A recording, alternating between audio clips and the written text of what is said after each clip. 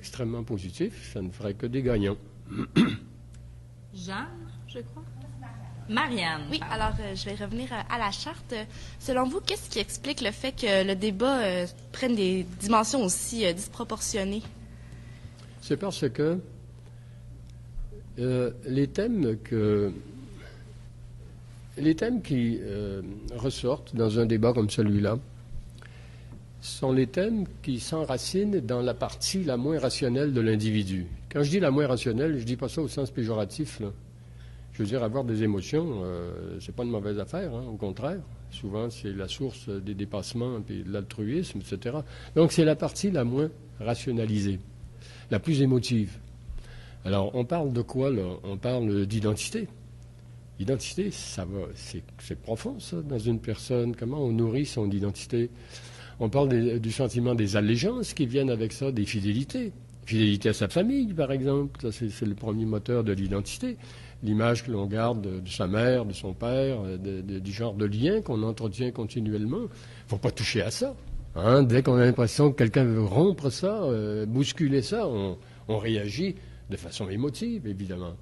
L'attachement à son lieu de naissance, l'attachement à sa patrie. On parle aussi des droits des personnes. C'est fondamental, les droits que l'on pense avoir ou ne pas avoir, ou qu'on pense être menacé de perdre, ou etc. On pense à la vision de l'autre, le rapport avec l'autre. C'est toujours quelque chose qui est problématique dans toutes les sociétés, le rapport à l'autre. L'autre, c'est toujours quelqu'un qui crée un malaise qu'on ne connaît pas, qui est nouveau, qui nous déstabilise, qui fait peur un peu. Ça, c'est l'histoire des millénaires, ça, hein, le rapport à l'autre. Alors, on est en train de le domestiquer en Occident depuis quelques décennies. On ne se représente plus l'autre comme quelqu'un qui veut nous détruire, une bête méchante, etc., comme c'était le cas avant. Hein. L'UNESCO a commandité une équipe, il y a une douzaine d'années, pour recenser les représentations de l'autre, depuis aussi loin que possible, depuis les Grecs, etc. Et l'autre est toujours représenté d'un visage hideux, laid, menaçant. Et puis ça change depuis 50 ans à peu près. L'autre finit par nous ressembler de plus en plus. On est en train de domestiquer l'image de l'autre. Mais quand même, c'est un travail qui est toujours à faire. Dès qu'on joue là-dedans, là, il faut y aller avec des gants blancs. Après ça, c'est les croyances religieuses. Les croyances religieuses, c'est profond, ça. Quand quelqu'un a l'impression que l'État veut venir jouer là-dedans, là, ça réagit, là. Hein? Et puis quand tout le monde n'a pas les mêmes croyances religieuses, et puis il y en a qui sont croyants, puis d'autres qui ne le sont pas, puis parmi ceux qui ne le sont pas, il y en a qui trouvent qu'on devrait éliminer la religion, hein, parce que c'est une source de division, puis facteur de problème. Alors c'est tout un ensemble un clavier sur lequel il faut jouer du bout des doigts. Hein? C'est pour ça que si on y va avec les pouces, ben, le débat s'enflamme et puis ça peut devenir parfois hors de contrôle. On n'en est pas là au Québec, tant mieux, mais il faut faire attention. On y va rapidement avec une dernière question, Denis Villeneuve. Charles, je sais que vous avez participé à vous avez donné des conférences au Japon qui lui, est en décroissance démographique importante. On est passé de 120 à 90 millions, je pense, d'habitants. Et puis, est-ce qu'à travers tout ce débat-là, on ne fait pas ressortir que l'immigration, c'est encore une richesse pour un pays? Oui, ben ça, c'est pas une conviction qui vient naturellement. Hein? Parce que naturellement, ce qu'on aime, c'est l'homogénéité. On aime à être dans un environnement qui nous est familier, où on ne se sent pas déstabilisé, où on connaît tous les codes. On n'est pas surpris, on n'est pas...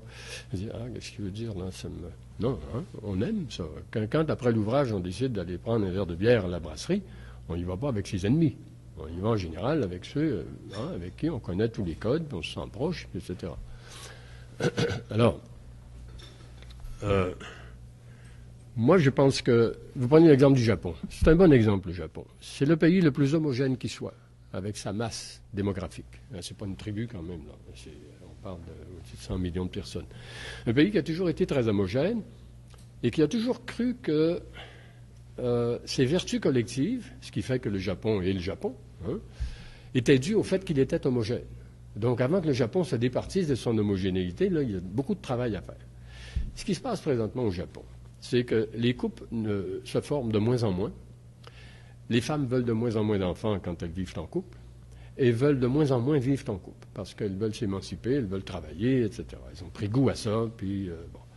Résultat, le taux de fécondité du Japon a plongé à un point que, comme il n'y a pas d'immigration, ou très très peu, c'est 1% des Japonais qui sont pas nés là, le résultat, c'est que les démographes prévoient que d'ici une trentaine d'années, le Japon pourrait perdre jusqu'à 30% de sa population. Vous imaginez ça, la catastrophe sur le plan économique, sur le plan social? Pensez à ce qui se passe quand le gouvernement veut fermer un bureau de poste dans un village, ou que le mouvement des jardins veut fermer une caisse populaire, ou une école primaire, ou etc.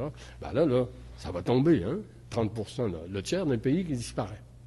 Alors, évidemment, les Japonais, là, ils sont comme vous puis moi, là, ils sont pas fous, là. Alors là, ils sont devant un dilemme. Ou bien ils essaient de convaincre les couples d'avoir plus d'enfants, mais ils n'espèrent pas beaucoup dans cette direction-là. Ou bien ils marchent sur leur vieille représentation et puis ils décident d'ouvrir les portes à l'immigration. Mais si ça se fait, comment ça va se passer, le choc migratoire, là? Et ils ne sont pas habitués à ça, eux autres.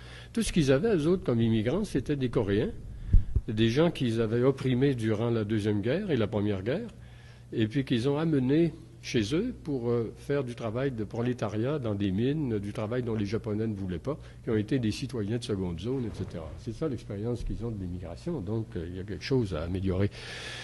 C'est pour ça que les Japonais sont curieux du Québec.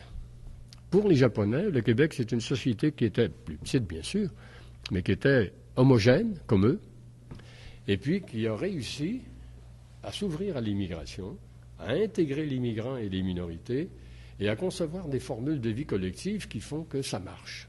Hein? C'est pas en termes de conflits, il n'y a pas plein de manifestations dans les rues comme on a vu samedi à Montréal, etc. Hein? Ça marche. Alors leur question, c'est de dire, mais comment vous avez fait? Je vais être obligée de vous arrêter là. Oui, malheureusement. Mais vous occuperez des Japonais, par contre. Merci à tout le monde d'avoir été là.